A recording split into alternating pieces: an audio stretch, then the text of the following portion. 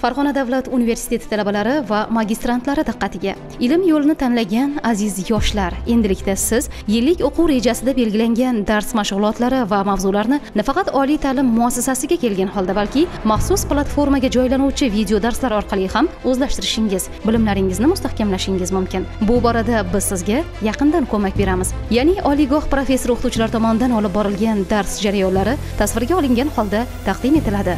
Biz sizning mukammal va sifatli ta'lim olishingiz tarafdorimiz. Siz istagan paytingiz va joyingizda ushbu darslarni tomosha qilishingiz va mavzularni mukammal tarzda o'zlashtirishingiz mumkin. Farg'ona davlat universiteti rahbariyati talabalar uchun qulay va mukammal ta'lim sharoitlarini yaratib berishga hamisha tayyor.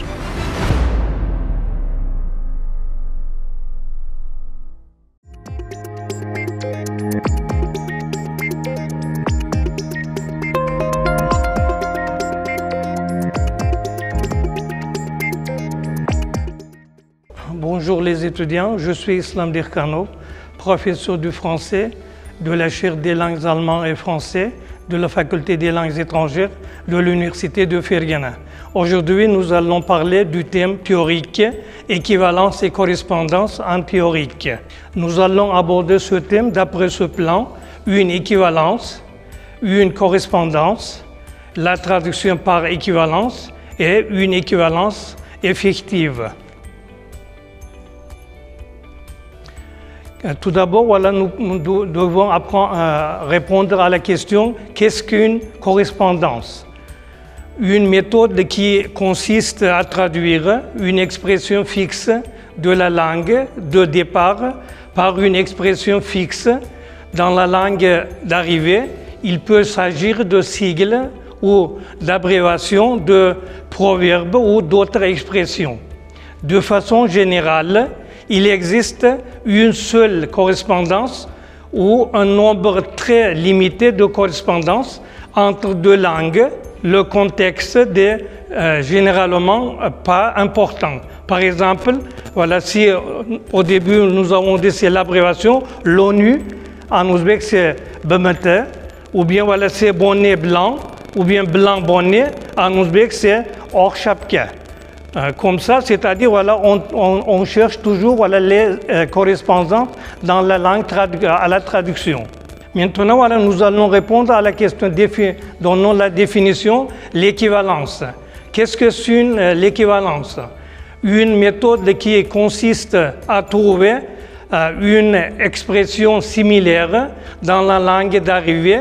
Quand on parle d'équivalence, on parle en général d'une expression, sigle, proverbe, référence culturelle, etc., pour laquelle il n'y a pas de correspondance exacte, absolue dans la langue d'arrivée, mais pour laquelle on peut proposer plusieurs traductions possibles en fonction des contextes ou des publics différents.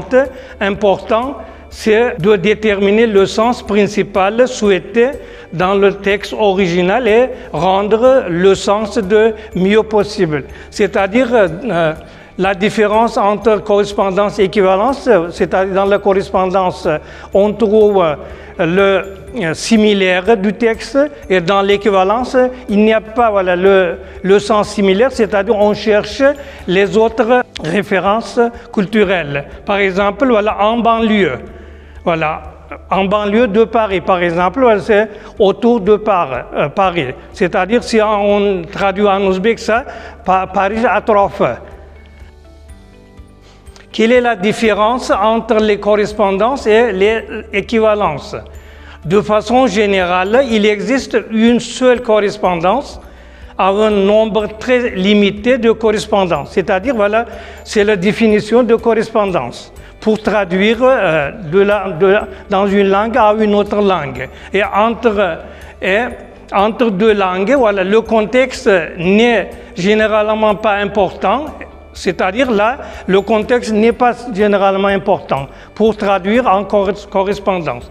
Et pour l'équivalence, une méthode qui consiste à trouver une expression similaire dans la langue arrivée.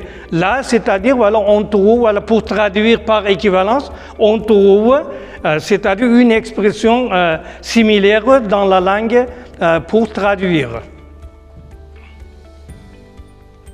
C'est quoi l'équivalence en traduction? Il s'agit d'un procédé de traduction permettant de rendre compte du thème vouloir dire que les textes d'origine, mais avec une rédaction complètement différente. Certaines catégories d'énoncés posent problème en termes de traduction. Il faut alors adapter, trouver une équivalence et conserver simplement le terme d'origine. Comment choisir la marche à suivre? C'est-à-dire, voilà, pour traduire en équivalence, on conserve simplement le terme d'origine pour trouver, c'est-à-dire la marche qu'on est très simple ou bien compréhensible pour la traduction. Et il convient d'abord de toujours garder à l'esprit de vouloir dire de l'auteur du texte source. Par exemple, le mas sort de l'esprit et de passe dans l'air linguistique et le sens. C'est-à-dire, pour traduire en équivalence, il faut vouloir dire qu'est-ce qu'il pense l'auteur et sur quel sens il a utilisé le mot. Voici quelques exemples concrets de catégories d'énoncés problématiques et de solutions de traduction. Les premiers, c'est les dates qui posent d'énoncés problématiques et qui posent des solutions. L'ordre des chiffres est parfois différent d'un système linguistique à une autre entre l'anglais américain ou bien le français par exemple. Parce que là, il y a sur les dates aussi peut-être la différence. Et les titres de livres. Si le livre n'a pas été traduit, le titre doit figurer dans la langue d'origine. L'on peut effectuellement proposer une traduction entre parenthèses. C'est-à-dire, si il y a la différence entre les titres de livres, en ce cas-là, c'est-à-dire il faut donner entre parenthèses la traduction.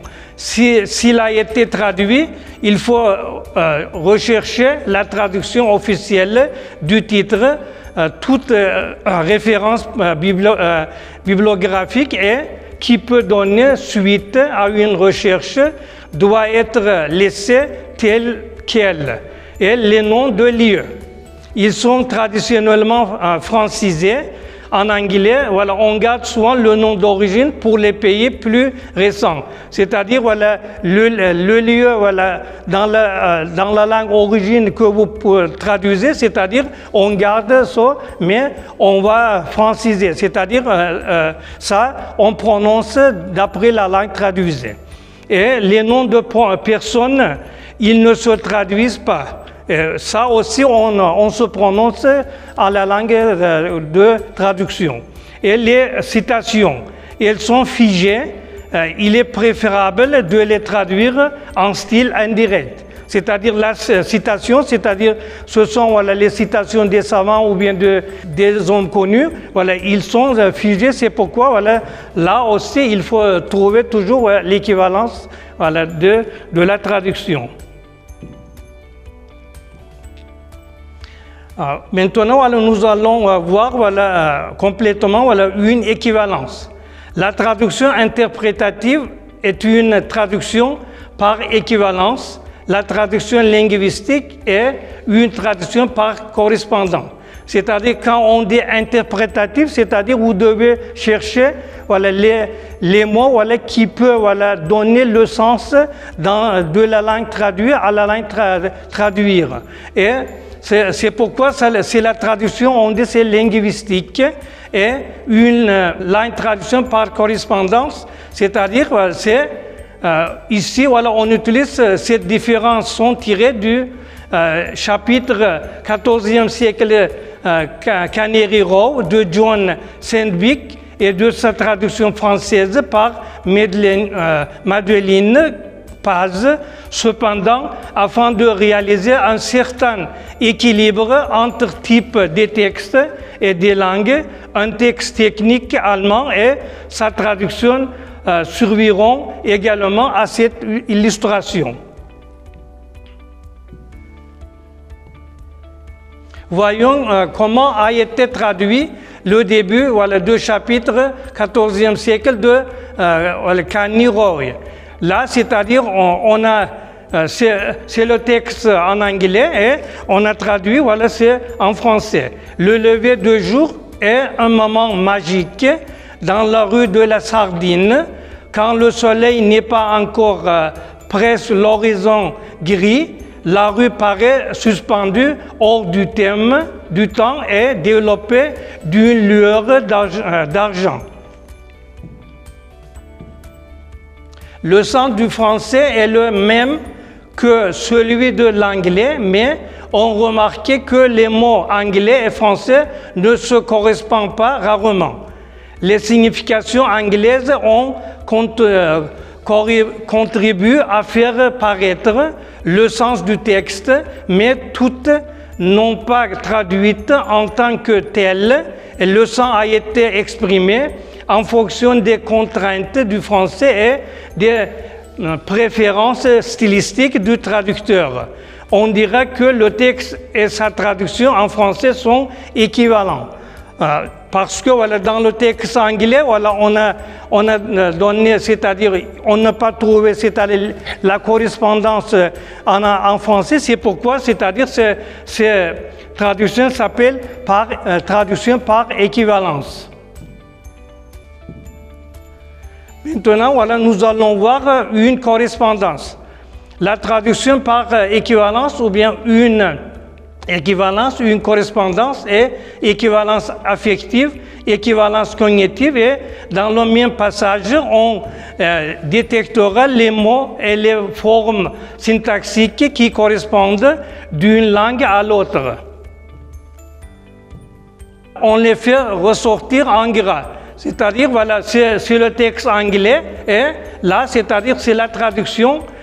Voilà, le lever du jour est un moment magique dans la rue de la Sardine quand le soleil n'est pas encore presque l'horizon gris et la rue paraît suspendue lors du temps, enveloppée d'une lueur d'argent.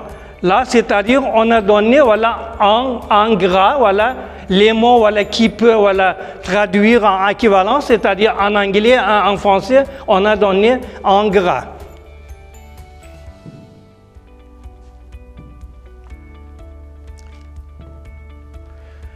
On se voit ici la différence essentielle entre équivalence et correspondance.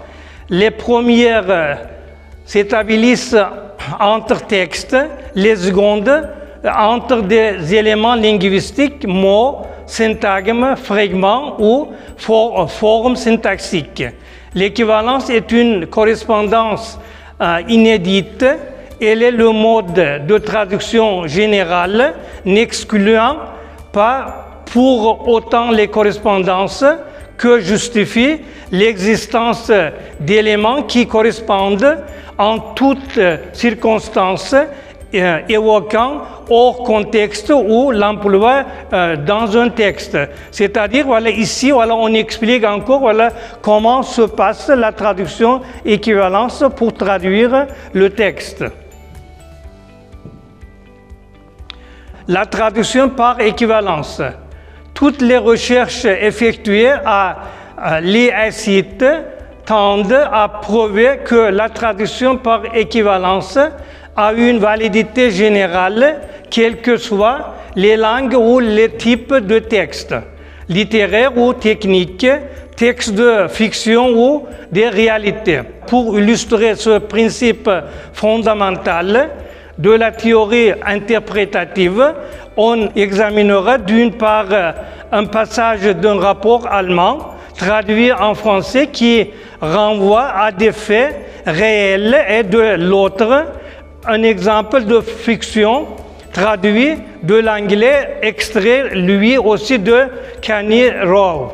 Équivalence cognitive découple de la justification du sémantisme du texte et des compléments nationnels apportés par le traducteur.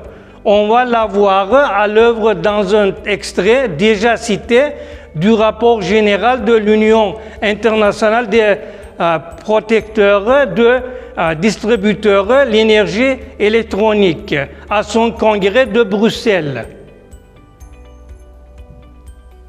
Voilà, là on a donné, c'est-à-dire le texte en allemand, et ici, voilà, on cite la traduction en français. Voilà, il s'agira pour l'essentiel de répondre à deux défis, celui de la pénurie croissante d'énergie, d'où la nécessité d'économiser l'énergie primaire, et celui des risques grandissants de dépendance politique et économique du pétrole importe, d'où la nécessité de remplacer le pétrole par d'autres sources d'énergie. Là, c'est-à-dire, voilà, d'après le texte allemand, voilà, on donne, c'est-à-dire la traduction équivalente, c'est-à-dire on cherche d'après le sens stylistique. L'allemand et le français expriment ici chacun le même sens sous les formes différentes. On trouve pénurie, croissance pour allumerie, verpammen, et non la correspondance est raréfaction générale pour diondre, c'est-à-dire politische, ou bien voilà, un Zurchesiffel, c'est en allemand, et abhandiker, et on trouve risque grandissant, c'est-à-dire au lieu de ces mots, voilà, on utilise en français risque grandissant de dépendance qui prend en compte la situation au moment où ce texte a été rédigé. Il y a déjà eu plusieurs crises du pétrole. Et non la correspondance dépendance, c'est-à-dire menaçante pour la plurielle énergien, on a source d'énergie et non énergie. Équivalence affective. Steinbeck décrit une scène qui se passe à l'aube d'une journée d'été californienne dans Canary Row, la rue de la Sardine qui loge l'océan, ayant montre la rue suspendue lors du temps et la paix absolue, les chats qui se glissent à pas feutre à travers les barrières. Il faut apparaître deux soldats et deux filles flânant paresseusement. Ils sont passés la nuit dans une boîte, ils sont fatigués. Ici, c'est-à-dire, voilà, c'est la version en anglais, et là, c'est-à-dire, voilà, la version française, voilà, qui est traduite, voilà, par équivalence. Les soldats avaient déboutonnent leur tunique et passent leur ceinture dans leur épaulette, qu'ils avaient défait leur cravate afin de pouvoir ouvrir leur col, et ils avaient coiffé. C'est-à-dire, là, on peut pas trouver, voilà, les correspondances, c'est pourquoi ici, on a s'adressé pour traduire par équivalence.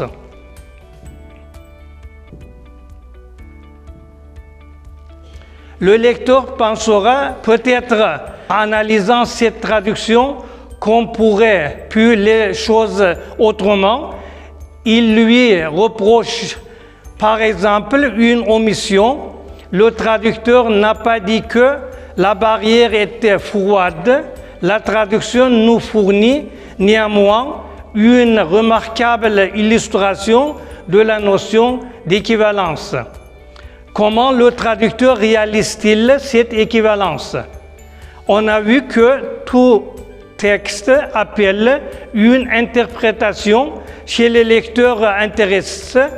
Le traducteur est plus qu'un lecteur intéressé, il est le lecteur par excellence du texte qu'il traduit. C'est-à-dire, voilà, on parle, voilà, sur le texte que nous avons vu au début. Là, c'est-à-dire, on a utilisé on a réalisé les traductions équivalence pour, c'est-à-dire intéresser les lecteurs. La traducteur ne pourrait traduire avec autant de succès ce passage de Steinbeck, et il ne voyait pas la fiction, la réalité extralinguistique, et il n'a ressentait l'émotion, il se représente la scène.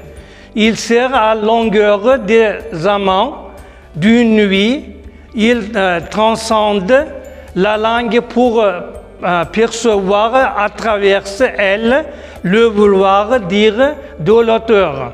L'équivalence est le résultat à la fois d'une méthode raisonnée, s'efforcer de voir, de ressentir, et l'intuition, c'est-à-dire exprimer ce qu'on a vu et ressenti, et l'avatar en une autre langue de la pensée similaire d'un auteur et réexprimé par les traductions avec tout le savoir-faire dont il repose. C'est-à-dire, voilà, pour traduire équivalence, le traducteur doit passer dans une méthode raisonnée et il est forcé, voilà, pour ressentir, voilà, qu'est-ce qu'il a dit l'auteur et qu'est-ce qu'il peut dire l'auteur, voilà, pour exprimer cet énoncé.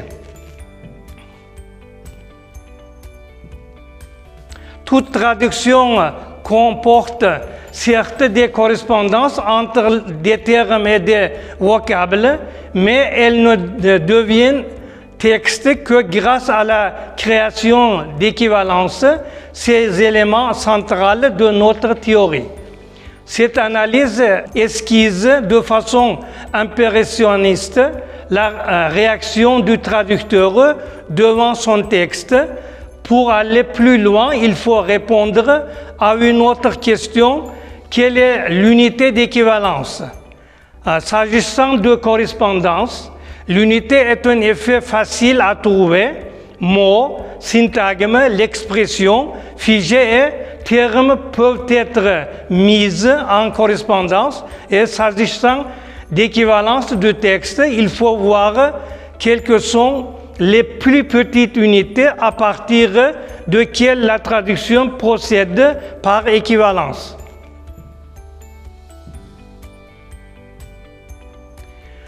Pour consolider notre thème, nous avons préparé, voilà, les questions. Voilà, vous pouvez répondre aux questions. Voilà la première question. Qu'est-ce qu'une équivalence? Qu'est-ce qu'une correspondance? Quelle est la différence entre la traduction adéquate et la traduction par équivalence? Quelle est la différence entre les correspondances et équivalences? Comme ça, voilà, nous allons finir notre leçon de théorique. Merci pour votre attention. On se voit encore, voilà, dans notre chaîne. Au revoir.